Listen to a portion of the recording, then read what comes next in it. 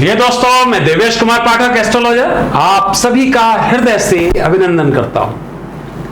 बहुत ही महत्वपूर्ण वीडियो देने जा रहा हूं मैं आपको, और वो वीडियो है कि पहले तो किसी से दुश्मनी करो मत, लेकिन अगर ऐसी नौबत आ जाए तो फिर दुश्मन को घर में घुस के मारो, चाहे उसमें भले ही आपको मरना पड़े।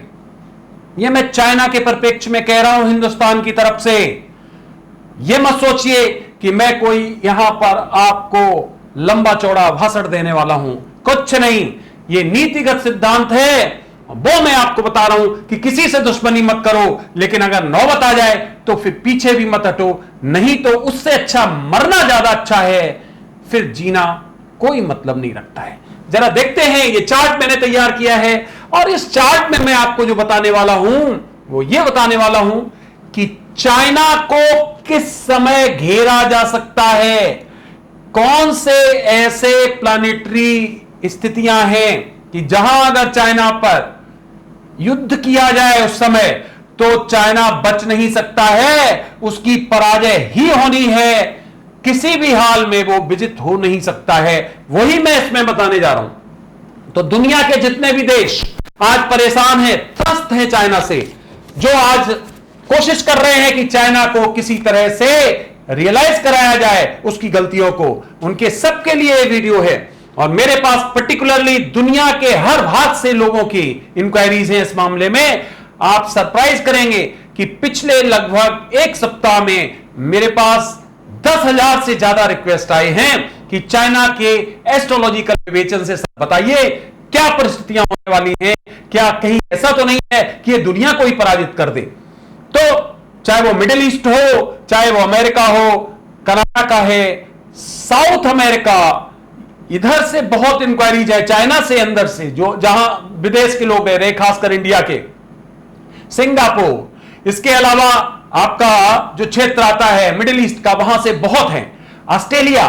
तो मैंने डिसाइड किया कि मैं निश्चित तौर पे बताऊंगा कि क्या परिस्थिति है, चाइना क्या वास्तव में ऐसा कर पाएगा जो दुनिया को उसने एक कोविड-19 दिया, लाखों लोगों को उसने सुला दिया अकाल मृत्यु में, और अब वो अपना फंड फैला रहा है को विजित करने के लिए छोटे छोटे देशों पर दादागिरी जैसे गली है, और वो गुंडे दिखाते हैं। उन्हें पता नहीं होता है कि कोई अगर ऐसा पड़ जाता है पाले तो फिर वो स्वर्गलोक ही पहुंचा देता है। वही चीज है कि अब आपको कोई बार बार चैलेंज करे तो एक बार माफ कर सकते हो, 2 बार माफ कर सकते हो, 3 बार माफ कर सकते हो, 3 बार से ज्यादा माफ करना आपकी कायरता है। फिर तो उसके लिए सिद्धांत है, घर में घुस के मारो और या मर जाओ।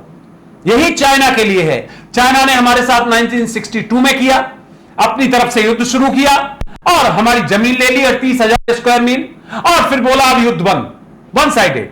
और हमारी सरकार, हमारे यहां के लोग कुछ नहीं बोले, वो जमीन भी वापस नहीं ली और बस चुप हो गए। 67 में उसने फिर ऐसी कोशिश की, फिर उसने कोशिश करने का प्रयास किया। उस समय हिंदुस्तान ने अच्छा बदला लिया और उनके कई सैनिकों को मार दिया, 400 सैनिक तक मारे गए। उसके बाद फिर चाइना जब भी उसको ऐसा होता है तो पड़ोस के देशों से कोई थोड़ी सी जगह, थोड़ा सा टुकड़ा, कोई द्वीप अपने पास ले लेता और बाद में कहता है युद्ध नहीं। क्यों भाई, क्यों नहीं युद्ध? आपने शुरू किया है, आपने ये विस्तारवादी नीति शुरू की है, तो अब आपको हम वापस नहीं आने देंगे। अब इसका अंत तो हमें करना है ना, हमारी जमीन है। तो मैं जो कहना चाहता हूं वो ये कहना चाहता हूं हिंदुस्तान की सरकार से और दुनिया के देशों से, भले ही चाइना विथड्रॉ कर ले, क्योंकि इस समय परिस्थिति विपरीत है, तो भी उसको छोड़ना नहीं है। तो भी उससे बोलो जिसके देश की आपके पास जो जमीन है एक्स्ट्रा, उसको वापस करिए, क्योंकि वो आपने दबा रखी है, हिंदुस्तान की जमीन को दबा रखा है। इधर पाकिस्तान ने हमारी जमीन को दबा रखा है। यूएनओ का रेजोल्यूशन भी था कि आप पहले खाली करेंगे इस जमीन को, आपने खाली नहीं की और उसको चाइना को बेचने के लिए आपने पूरी कहानी बना ली, चाइना को बेच देंगे वो जमीन। कमाल कर दिया इस तरह की परिस्थितियां। तो अब समय है कि आप चाहें ना चाहें युद्ध आपको करना पड़ेगा, और युद्ध ही एक आखिरी, क्योंकि गौतम बुद्ध या महावीर जैन के उपदेशों से जो अहिंसा का 5वां उद्देश्य दिया था ना, उससे अब दुनिया नहीं चलने वाली है। आज की दुनिया ऐसी है कि अगर महात्मा गांधी होते ना तो सुबह से शाम तक थप्पड़ी खाते रहते बेचारे। एक गाल कोई मारता, वो दूसरा करते तो तीसरे वाला पहले खड़ा होता कि ये भी तो कर दो। और शाम तक विचारों को यह होता। तो अब समय बदल गया है, इसलिए अब जरूरी है कि अगर आपके ऊपर किसी ने आंखें तरेरी हैं तो उसकी आंखें निकालने का समय है। इसलिए दोस्तों मैं बता रहा हूं आपको बहुत ही महत्वपूर्ण ये विवेचन कि चाइना कैसे हारेगा, कैसे बर्बाद होगा, उसकी तबाही किस पर्टिकुलर टाइम में आएगी, यह जानना बहुत ही जरूरी है। चलिए शुरू करते हैं विवेचन आपके सामने और बताते हैं कि चाइना किस तरह से गर्त में जाने वाला है अगर इस समय को हम भुना पाए तो। चलिए शुरू करते हैं। देखिए सबसे पहले हमने देखा मकर लग्न है और देखो ये जैसे ही हमने यहां मून रखा ही है क्या हो गया, मकर राशि भी हो गई। तो मकर लग्न उदित हो रहा है और यह हो रहा है 8:32 पे और मून यहां पर 9:54 पे है डिग्री पे और यहां पर है राहु तीसरे भाव में, यहां पर है मार्स। जैसे ही यहां मार्स रखा तो क्या देखा हमने, कैंसर, इसका मतलब कर्क राशि, ये नीच का हो गया। ये होता है 27 डिग्री पर नीच का और यहां पर इसकी डिग्री है 2143, इसका मतलब ये नीचत्व की ओर जा रहा है। तो इसका मतलब इफेक्ट इसके और दूरगामी होने हैं। आगे देखते हैं यहां पर सैटर्न है, किस साइन में है, सूर्य के साइन में है, लियो देख रहे हैं आप, और ये जो है यहां पर 1959 पे है, 20 डिग्री पे है लगभग। ये देखिए ध्यान से, लग्नेश होके अष्टम बन रहा है, इसका मतलब है ये एफ्लिक्टेड है, मेलेफिक हाउस में आया है ये, भले ही इसका सिग्निफिकेटर है लेकिन लग्न है, लग्नेश है, इसलिए ये एफ्लिक्टेड हो गया यहां पर। फिर आगे देखिए 6th हाउस में 3 प्लैनेट्स हैं और वो है केतु पहले और फिर है मरकरी और वो भी रेट्रोगेट और फिर है सन। अब इनके जो डिग्रीज हैं वो देखना बहुत जरूरी है। केतु है तो 23-33 पे और मरकरी है तो 20-1 पे और सन है तो 14-36 पे। ये डिग्रीज इसलिए जरूरी है, मैं इसीलिए साथ साथ लिख रहा हूं कि आपको समझ में आए।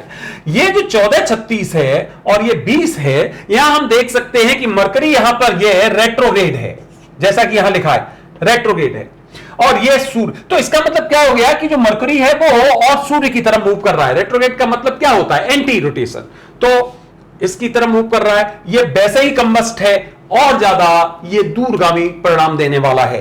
तो यहां बुध बहुत ज्यादा एफ्लिक्टेड हो गया, ध्यान रखिए। साथ ही साथ यहां पर 23-33 केतु है, तो केतु क्या होता है जानते ही आप, राहु और केतु दोनों का जो है ये राक्षस थे, पता ही आपको, तो इनकी प्रवृत्तियां भी राक्षसी होती हैं। केतु भले ही केतु कई तरह के अच्छे गुण भी देता है, कई तरह के अच्छे इफेक्ट्स भी देता है, बट इसका बेसिक गुण तो वही होगा ना, वो तो चेंज नहीं हो सकता है। तो केतु है, इसने भी इसे इफेक्ट किया क्योंकि यहां देख रहे हो आप 3-33 का लगभग अंतर आ रहा है, इसका मतलब बहुत क्लोजली एसोसिएटेड है मरकरी से। तो मरकरी काय का बुद्धि का मालिक होता है, मरकरी काय का मालिक होता है, हमारी ट्रेड एंड कॉमर्स एक्टिविटीज का मालिक होता है। मरकरी बहुत ही इंपॉर्टेंट प्लैनेट होता है जो हमें अलग अलग तरह के इफेक्ट्स देता है ट्रेड एंड कॉमर्स एक्टिविटीज और इंटेलेक्ट के बारे में। तो यहां हमने देखा मरकरी बहुत ज्यादा एफ्लिक्ट हो गया। आगे देखते हैं, आगे यहां पर जुपिटर है और जुपिटर जो है 29-26 डिग्री पे है, कमजोर है, एफ्लिक्टेड है, 12वां भाव वैसे ही लॉस का हाउस मानते हैं और इसकी डिग्री भी जो है वो कैसी है कि जहां ट्रांजिशनल कहेंगे 29-26, ट्रांजिशनल का मतलब है ये जाने वाला है अगले साइन में, कैप्रिकॉर्न में 29-26। तो इस तरह से आपने देखा कि ये परिस्थितियां इसके चार्ट में बन रही। अब हम शुरू करते हैं कि आखिर कौन सा टाइम ऐसा है जहां पर हम चाइना को स्ट्राइक करें या दुनिया स्ट्राइक करे और चाइना बच के नहीं निकल सकता है। तो शुरू करते हैं तुरंत और बताते हैं, ज्यादा से ज्यादा मैटर देने की कोशिश करते हैं, हम आपको बताते हैं। देखिए सबसे पहले जो चाइना का शुरुआत हुई थी, चाइना की स्थापना वो हुई थी 1949 में और यह था 1 अक्टूबर 1 अक्टूबर 1949 को और यह 3:01:36 पर हुआ था, दोपहर के बाद यह अस्तित्व में आया था। इसको पीपल्स रिपब्लिक ऑफ चाइना कहा जाता था। क्लियर? तो इसकी जो महादशा उस समय थी सूर्य की थी, देखो सूर्य एफ्लिक्टेड है, इसका स्टड बल बहुत कम है, 0.91 है, आई थिंक 0.91 बहुत कम स्टड बल, हाँ 0.91 है तो बहुत कमजोर है। तो इसका अर्थ क्या हो गया कि सूर्य कमजोर था और उसमें यहां पर है वीनस, सूर्य में वीनस का अंतर था, महादशा इसकी थी, वीनस का अंतर था और केतु का प्रत्यंतर था, तब इसका जन्म हुआ था। अब ध्यान से देखो, सेट जो सन है उसका नैसर्गिक जो है शत्रु होता है वीनस, और उसमें केतु की प्रत्यंतर दशा, केतु पता है आपको, दंतफल, चाल, फरे, डिस्गाइज्ड, सबका मालिक, कॉन्स्पिरेसी, राहु केतु दोनों। तो आप समझ लीजिए इसका जो अस्तित्व में आना था वही एक कॉन्स्पिरेसी, वही एक आप कहोगे छल कपट, और उसकी नींव रख रहा था, आधारशिला रख रहा था। आगे चलते हैं। हमने देखा कि इसके चार्ट में ऑलरेडी यहां पर मार्स जो है वो डेबिलिटेटेड है, नीच का है, इसे युद्ध का भाव भी कहते हैं। यहां पर ये अपने हाउस में, ये एसोसिएशन का हाउस भी होता है, पता होगा आपको, बिजनेस का हाउस भी होता है। यहां पर ये नीच का बैठा हुआ 2143 पे। यहां हम क्या देखते हैं, ये चौथे भाव का स्वामी होके बैठा है, तो और यहां मरकरी जो है वो एफ्लिक्टेड है। तो इस तरह का जो योग होता है उसको हमारे एस्ट्रोलॉजी में जातक जो है उसमें बताया गया है कि ऐसा अगर हो तो उसको हम एक विशेष तरह का योग कहते हैं, जिसको हम पीड़ित हो जाता है स्वामी फोर्थ हाउस का जब, तो उसमें क्या कपट योग निर्मित होता है। इसका विवेचन मैं दे चुका हूं आपको। कपट, तो ये जातक तत्व में आप देखोगे तो आपको ये मिलेगा। इसका मतलब क्या हो गया कि ये इसका ये हाउस, ये हाउस, ये हाउस और ये हाउस, ये चारों हाउस एफ्लिक्टेड है। अब इसको इस पराजय कैसे मिलेगी, चलिए शुरू करते हैं। देखिए पराजय में अगर हम देखें तो चंद्रमा की महादशा शुरू हुई, उसके बाद में चंद्रमा की महादशा में मंगल की उसके बाद महादशा शुरू हुई, और उसी महादशा के साथ जो शनि की 7.5 शुरू हुई। तो ध्यान से देखो, पहले शनि की 7.5 को ले लेते हैं। शनि की 7.5 जो पहली शुरू हुई थी वो हुई थी 8/2/1958।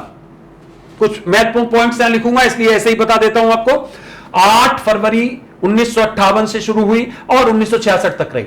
ये पूरा का पूरा कालखंड जो था वो चाइना के लिए बहुत डिस्टर्बिंग था, बहुत डिस्टर्बिंग। इस पूरी की पूरी 7.5 में चाइना इतनी बुरी तरह से बर्बाद हुआ था क्योंकि यहां पर जो या इनके जो शासक थे माओ करके जो थे, उन्होंने एक नीति चलाई थी और उस नीति में काफी यहां पर जिसको फेमिन्स कहोगे, जिनको आप अकाल कहोगे, जिनको आप जो कृषि संबंधी उन्होंने सुधार करने का प्रयास किया था, उसमें बहुत लोग मारे गए थे। 10 करोड़ लगभग लोग मारे गए थे, समझ लो अगर टोटल लगाएंगे तो पूरा का पूरा 58 से 61 का काल बहुत ही खतरनाक था चाइना के लिए, बहुत दिक्कत तलब ये पूरा।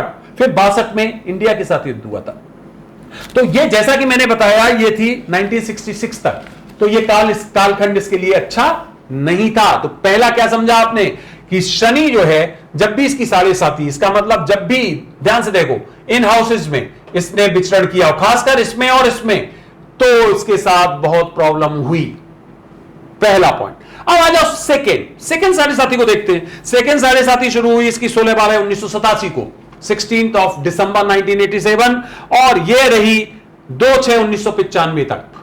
इसमें क्या हुआ, इसमें और महत्वपूर्ण घटनाएं हुई, आपको याद होगा। एक तो यह हुआ था कि 1989 में इसने गोली चलवा दी थी अपने, जो वहां पे एक जगह थी, वहां पर बहुत लोग मारे गए थे, आपस की इनकी लड़ाई थी, उनके जनरल सेक्रेटरी को हटा दिया गया था और उस चक्कर में गोली चलवा दी, तो सैकड़ों लोग मारे गए थे और इसलिए इसके ऊपर सैंक्शंस लगाए गए थे।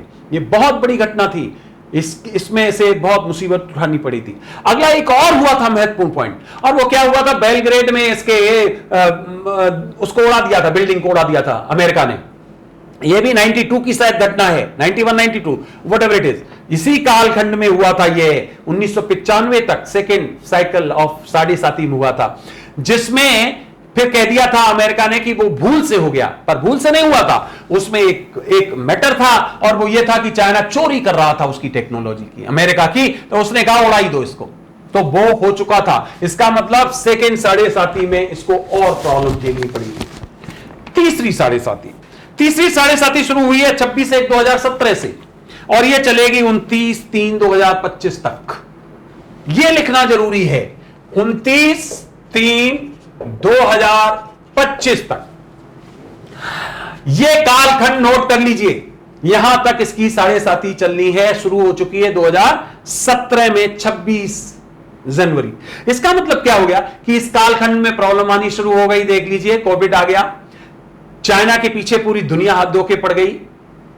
25 तक अभी यह चलनी है, इसकी इतनी बर्बादी यहां पर होनी है, मैं आपको और बताने वाला हूं। तो पहला पॉइंट सिद्ध हुआ कि जब जब शनि अपने इन राशियों में गोचर में आया, 3 बार आया अभी तक इसकी स्थापना के बाद, यह तीसरी बार आया है, तब तब भयंकर उत्पात हुआ, भयंकर समस्याएं हुई चाइना में, उनसे निपटना उसके लिए मुश्किल हो गया। तो पहला पॉइंट आपको समझ में आ गया कि यह बहुत ही इंपॉर्टेंट हमारे लिए सूटेबल टाइम हुआ 25 तक का। अब इसे हम और ज्यादा फिक्स करते जाएंगे धीरे धीरे। चलिए, अब हमने जब एक चीज देख ली 7.5, उसके बाद अगला पॉइंट देखते हैं। अगला पॉइंट है बुध। अब हम बुध के बारे में जरा समीक्षा करते हैं।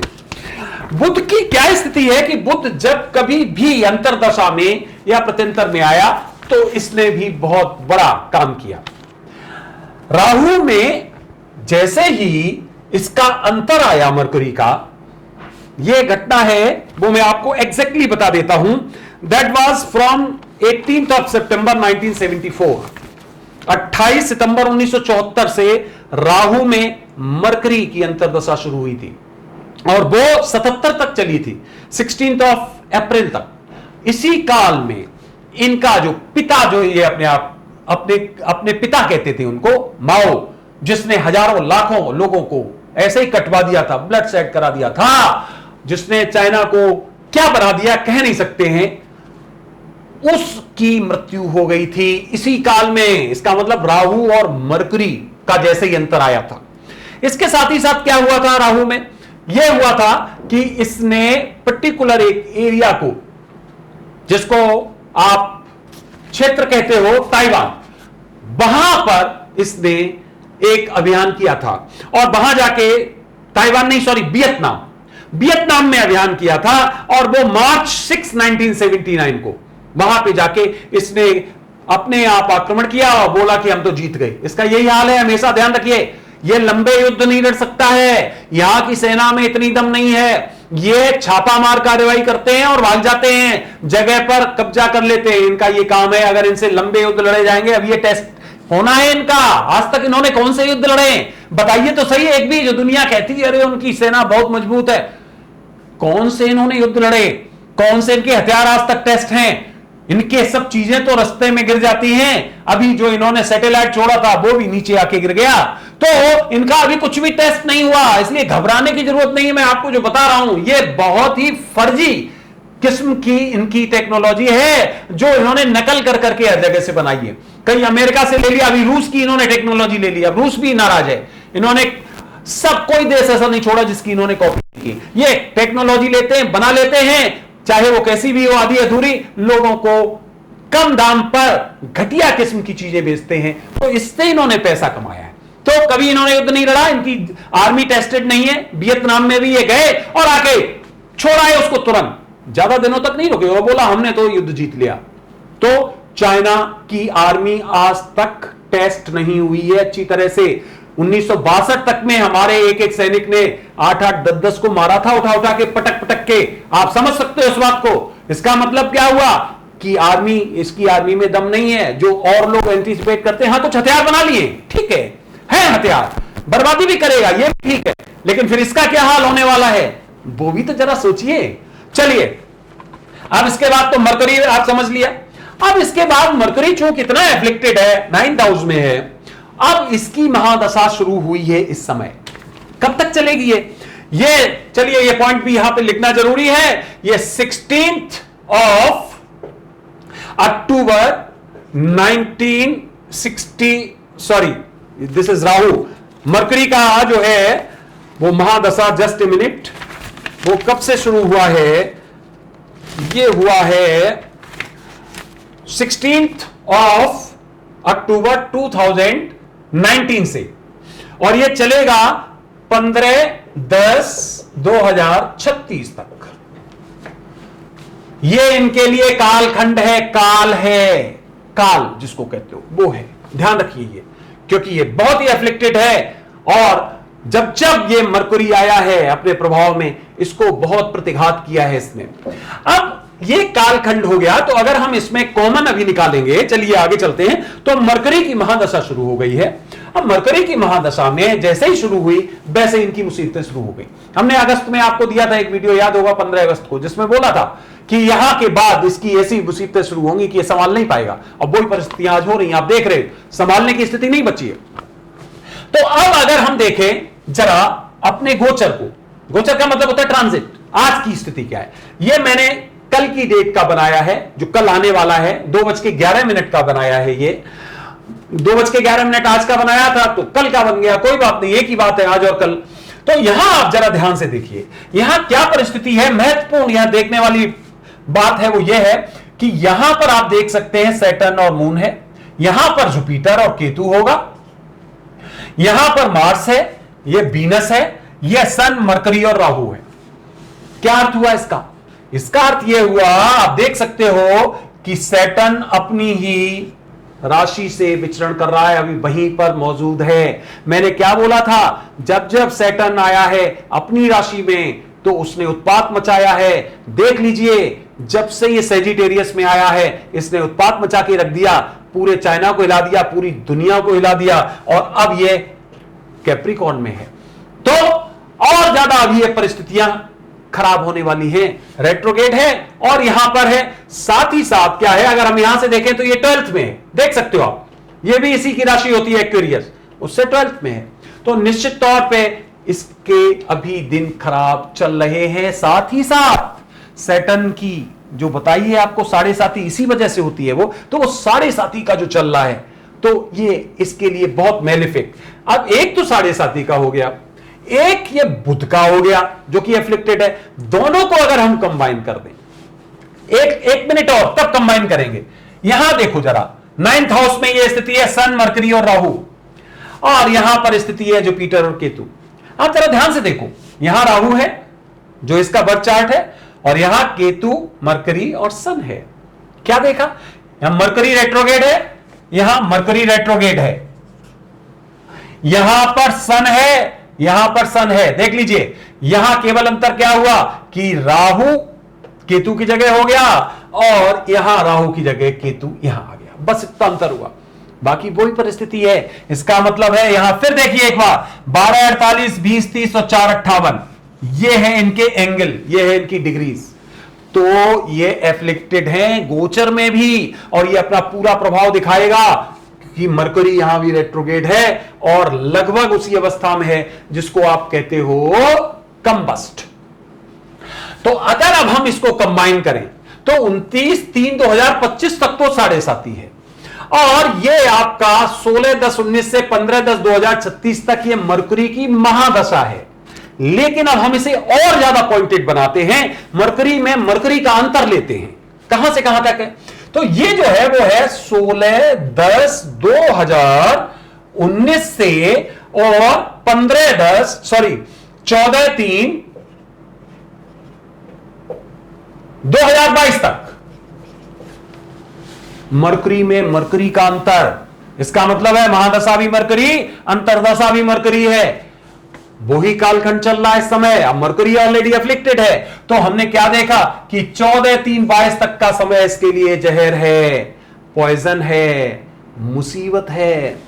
अब क्या है, 14/3/2022 यहां हो गया, यहां जरा देखो 29/3/2025 तक ऑलरेडी इसकी 7.5 चल रही है। इन दोनों को अगर कॉमन बना दें तो हम क्या कह सकते हैं कि 14/3/2022 तक तो इसके लिए जो कालखंड है सबसे खतरनाक है, सबसे खतरनाक है। कालखंड तो यहां तक है, प्रभावित रहेगा 100%, लेकिन यहां तक सबसे ज्यादा खराब है, इसमें कहीं कोई शक नहीं।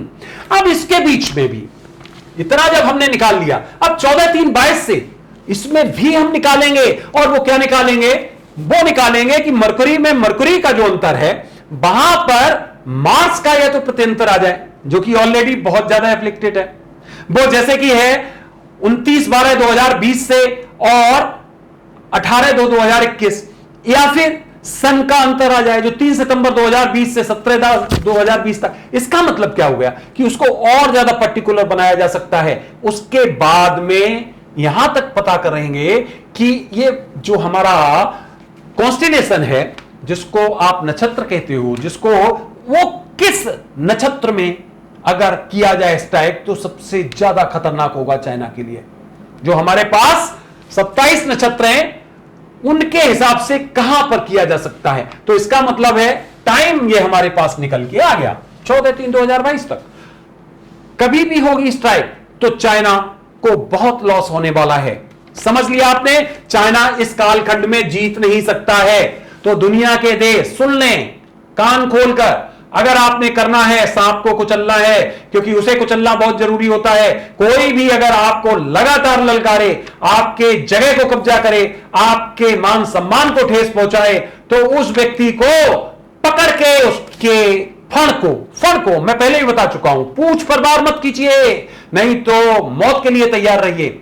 उसके फण को पकड़ के और हमेशा के लिए तब तक मत छोड़िए जब तक कि वो श्वास बंद नहीं कर देता है। और चाइना को इस समय इसी तरह के ट्रीटमेंट की आवश्यकता है, क्योंकि उसने अपने सभी पड़ोसियों की नींद हराम कर रखी है, चाहे वो वियतनाम हो, चाहे वो जापान हो, चाहे ऑस्ट्रेलिया हो, चाहे साउथ कोरिया हो, या फिर कोई और देश, हांगकांग है उसी का है लेकिन उसे भी परेशान, ताइवान है उसे भी परेशान, किसी को भी चैन नहीं लेने दे रहा है। यहां तक कि रूस से भी कह दिया कि कोई पर्टिकुलर क्षेत्र हमारा है। तो ये आपने देखा कि पूरी तरह से अब अगर आपने यहां स्ट्राइक नहीं किया तो क्या होगा समझो। तो ये होगा कि 2000 ये जो आप देख रहे हैं 36 तक तो मरकुरी है, ये किसी तरह से झटके झेल लेगा।